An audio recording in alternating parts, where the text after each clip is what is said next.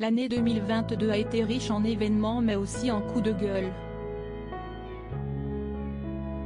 Entre la crise sanitaire, les élections présidentielles et législatives, et les autres faits d'actualité, les personnalités ont eu, à de nombreuses reprises, l'occasion de partager leurs opinions.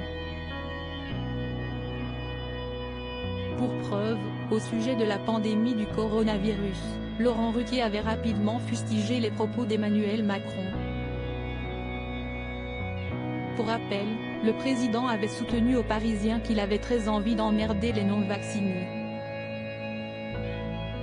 Une prise de parole que l'animateur de la 2 avait réagi en précisant que ce n'étaient pas les non-vaccinés qu'il souhaitait emmerder mais plutôt tous les médecins qui, au lieu d'être dans les hôpitaux, sont sur les plateaux de télévision depuis 2 ans à nous raconter conneries sur conneries.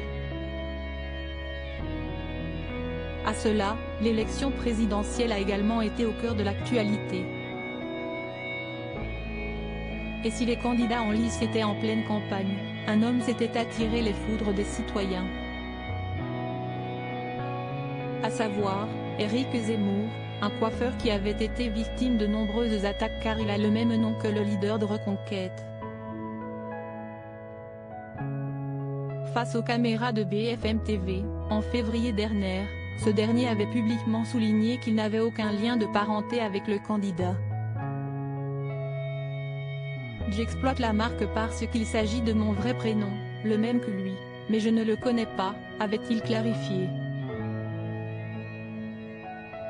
Supérieur à Rétro 2022, retour sur les 20 coups de gueule télé de l'année. Personnalité indignée par la mort de Lola en cette fin d'année, la mort de Lola a véritablement ému tout l'Hexagone. À commencer par les personnalités politiques qui, à l'Assemblée nationale comme sur les plateaux de télévision, ont régulièrement évoqué cette affaire judiciaire. À l'instar de Mathilde Panot qui avait estimé que le Rassemblement national utilisait beaucoup trop cette triste histoire pour illustrer leurs propos.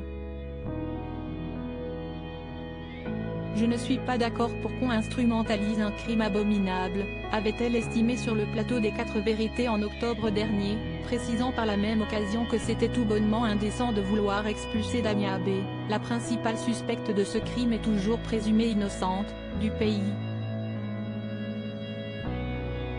Découvrez le reste des coups de gueule télé de l'année dans le reste de notre diaporama. Crédit photo, capture d'écran France 2.